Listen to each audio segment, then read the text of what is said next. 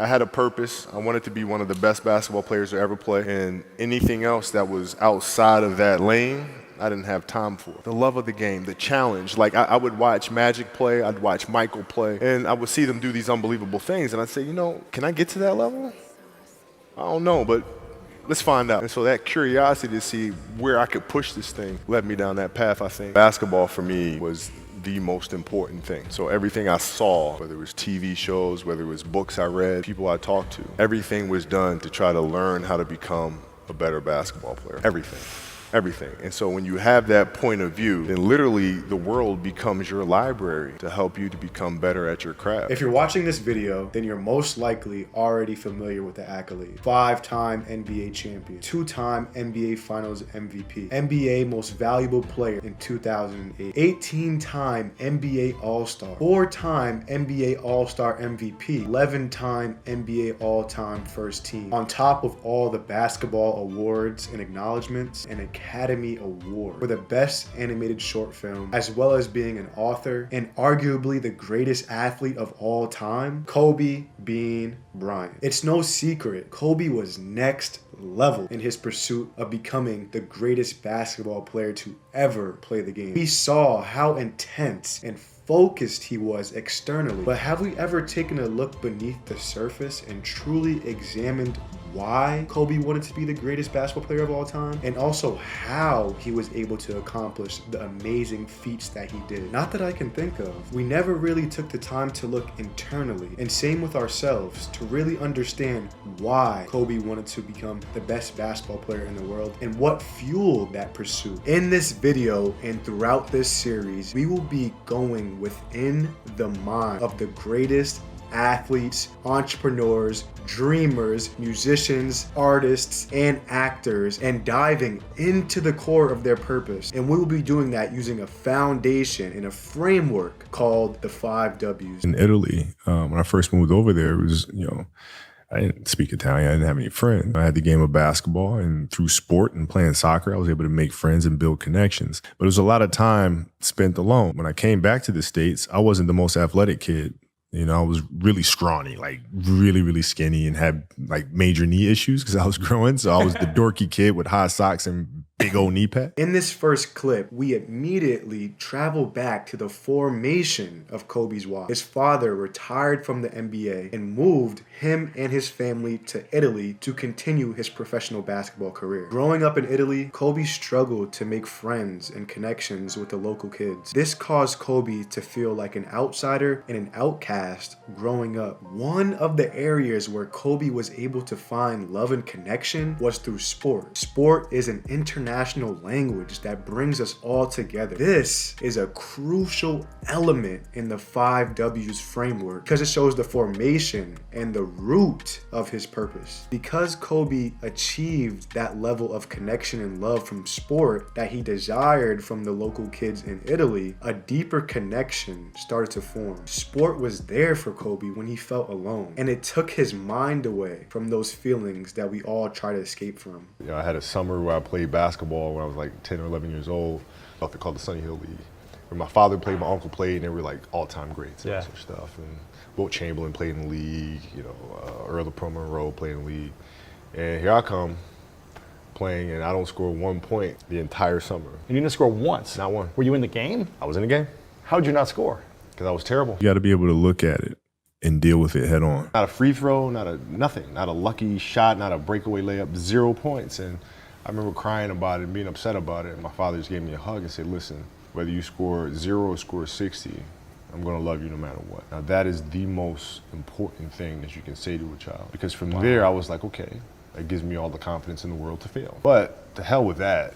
I'm scoring 60. Not only was he playing in a league that his father played in and many other great basketball players played in, on top of those expectations of living up to all those greats and living up to his father's legacy of making it to the NBA, and him knowing that he wanted to make it to the NBA himself, that summer of scoring 0 points was devastating for Kobe. And it was extremely detrimental to his confidence in himself and in his game. And this is where a lot of us never get past. After feeling like he let down his father and all the greats who had played in that league, I'm sure Kobe was ready to quit. All those feelings that Kobe was feeling were met by his father with love and understanding. And that is what shifted his perspective and shifted his mindset and allowed him to move forward from that point without any fear. Because his father stopped him in his path of going down and trying to live up to his legacy and trying to chase his approval and love through basketball, and showed him that no matter what, whether you score 0 points or whether you score 60 points, that he was going to love him regardless. That gave Kobe all he needed to pursue his passion without fear and to align himself with his purpose. That love and support that Kobe's father gave him allowed him to quickly shift his perspective and allowed him to quickly shift his pursuit of his purpose from a place of lack, where he lacked that connection, to a place of love, where he knew that no matter what, he was going to be loved and that he was free to pursue his passion, unburdened by that feeling of failure and that feeling of letting his parents down. Basketball stuff speaks for itself in terms of what that comment did for me, in terms of giving me stability and giving me confidence to say, okay, it's okay to fail because you're going to be loved no matter what. That doesn't just mean basketball. That means anything in life. That means writing. That means being an entrepreneur. That means having the confidence to go for it. I've seen too many parents do the exact opposite, and it terrifies children. And children become paralyzed by their own fear because they don't have that security blanket of love and comfort. Growing up, they instilled in me the importance of imagination, curiosity, and understanding that, okay, if you want to accomplish something, I'm not just going to sit here and say, yes, you can do whatever you want. Yes, you can, but you have to also put in the work to get there. So they taught me that at a really early age, man. And when you grow up as a kid thinking that the world is your oyster, all things are possible if you put in the work to do it, you grow up having that fundamental belief. Kobe's parents provided that safety net that gave him that confidence to go for the things that he wanted to go for in his life without that fear that holds a lot of us back. Once he realized that after he failed, his parents caught him in their safety net and he didn't die, that changed his entire perspective. Oftentimes, we are controlled by our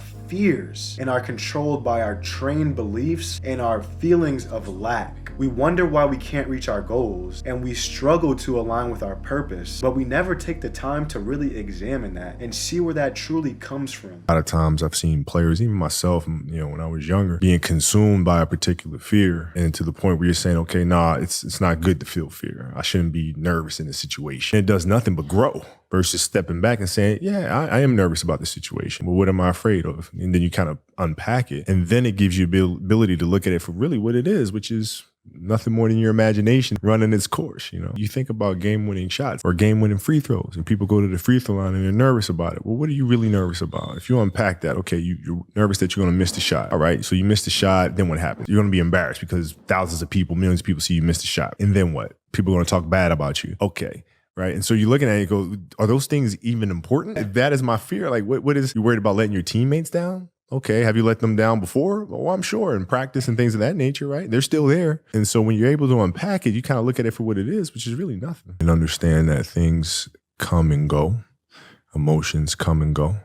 The important thing is to accept them all, to embrace them all.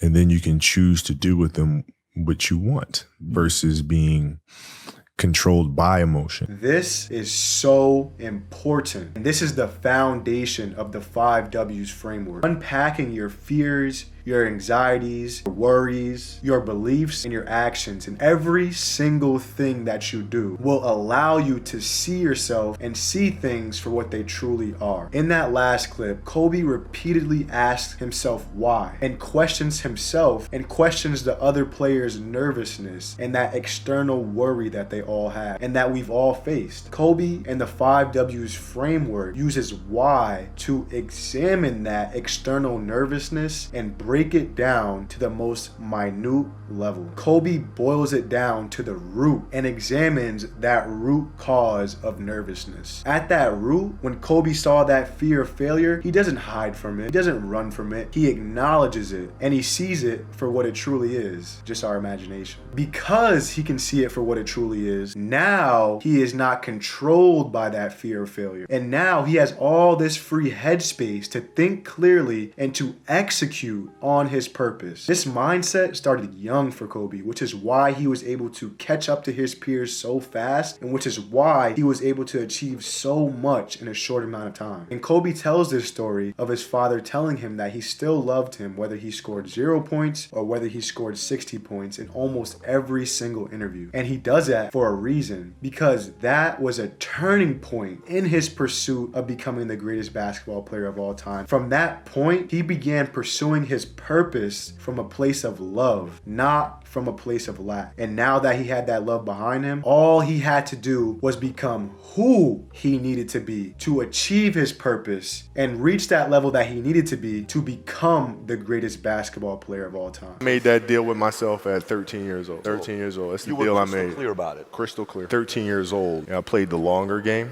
because my game wasn't about being better than you at 13. It was to be better than you when, the chips are really on the line. Kobe made a commitment to himself at age 13. And after making that commitment, he looked at who he needed to be over time to achieve that purpose. He didn't give himself any ultimatums or timelines of reaching this goal. He didn't say, if I don't become the greatest basketball player in 6 months, I'm going to stop playing basketball and do something else. He gave himself time and freedom to achieve this purpose. Kobe had a high level of awareness at a very young age. Because he had the awareness that he wasn't going to reach the level of his peers in a couple of months and that it was going to take time, this allowed him to develop a framework and a strategy to reach them. So instead of focusing on the now, he focused on the end goal of where he wanted to be, which was the greatest basketball player of all time, and he blocked out all of the noise, and he solely focused on taking actionable steps to achieve that purpose. I had to look long term because in the here and now, I couldn't compete with these kids. I mean, there's kids that were like 12 years old with beards. Like, I can't. What am I supposed to do with that? Like,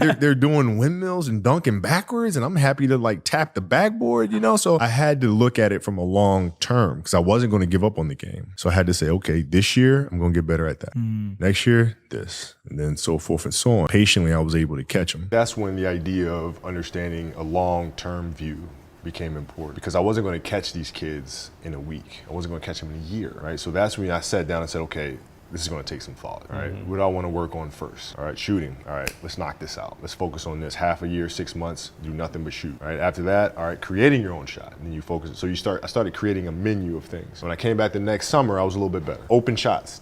Not miss open shots, right? And be able to shoot it with speed because those kids are so much more athletic. Yeah. And then the next summer I came back, I was a little better. And the summer came back, the next summer I was a little better. I scored. Yeah, it wasn't much, right, but I scored. 12, 13. And then 14 came around, back half of 13, 14 years old, and then I was just killing everyone. And it happened in 2 years. And I wasn't expecting it to happen in 2 years, but it did because what I had to do was work on the basics and the fundamentals while they relied on their athleticism and their natural ability. And because I stick to the fundamentals, it just caught up to them. That level of self-awareness is so important, and it is crucial that we all develop that level of awareness. Kobe approached his purpose with strategy and a structured plan. He understood what he needed to focus on and improve on, which was perfecting the fundamentals of the game. And paired with that understanding, he was able to catch up way quicker. It took him 2 years to catch up to his peers, and sometimes people don't accomplish that level of greatness in a lifetime. To my daughter and my daughter's team as well that I coach.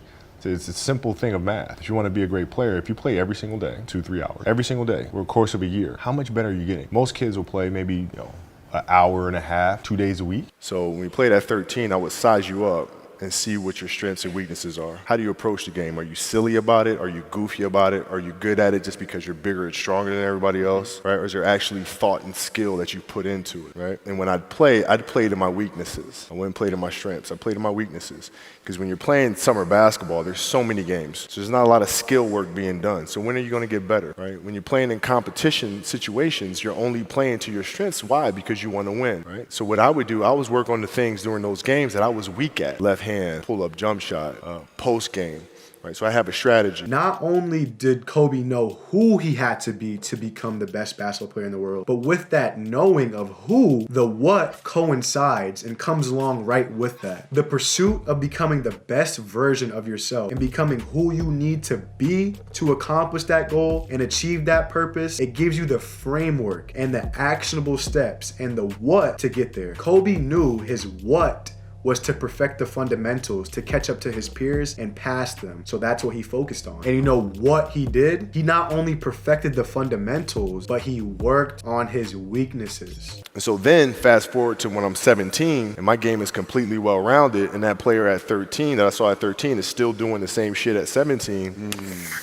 If you don't have the structure, you're just aimlessly doing stuff. Looking longer term, Kobe knew that those physical attributes and all that dunking and all that athleticism was not going to last. He knew that the true skill and the true technique of the game was going to outlast and was going to carry him past all those athletes and all that athleticism. The cream always rises to the top. So by studying his competition and the game of basketball and his own game, he found his shortcomings and he intentionally attacked them. He didn't run from them. He didn't hide from them. He went directly towards what he was weak at and worked towards turning his weaknesses into strengths while everyone was focused on winning, and that turned his lack into an abundance. Turned that lack of skill into an abundance of skill. How to fish, you know what I mean? And so like the consistency of work, Monday, get better. Tuesday, get better. Wednesday, get better, right? And you do that over a period of time, not like 1 month or 2 months. I mean, it's 3, 4, 5, 6, 7, 8, 9, 10 years. And then you can get to where you want to go. Kobe's purpose and his pursuit and his achievement in many people's eyes of becoming the best basketball player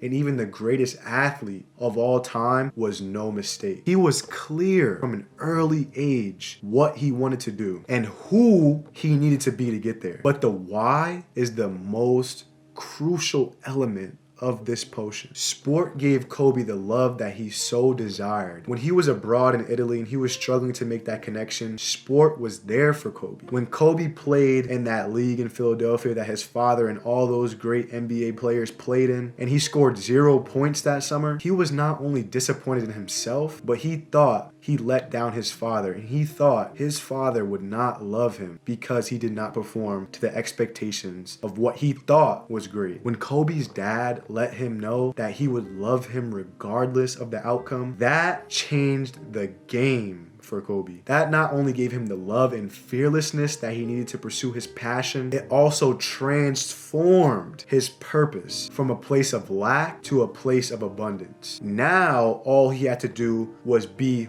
who he needed to be to achieve that purpose. In the next episode, we will be going through who Kobe needed to be, what he needed to do, and how those actionable steps, how he became that person, and what he did to reach that level of greatness and to get to the NBA. In this video, we focused on the purpose and why that was his purpose, and briefly introduced, gave you a little teaser into who and what. But next video, the who and what of the 5 W's, we'll be going into more depth. The 5 W's framework will help you examine every part of your being, from your actions to your beliefs, to your thoughts, to your emotions, and even why you are here on earth. If you want to understand yourself on a deeper level and understand why you are having trouble aligning your passions with your purpose, make sure you subscribe so you can follow the Within the Mind series and also learn with me how you can find purpose and how you can achieve purpose. I will also be releasing an interactive ebook over the next couple of weeks.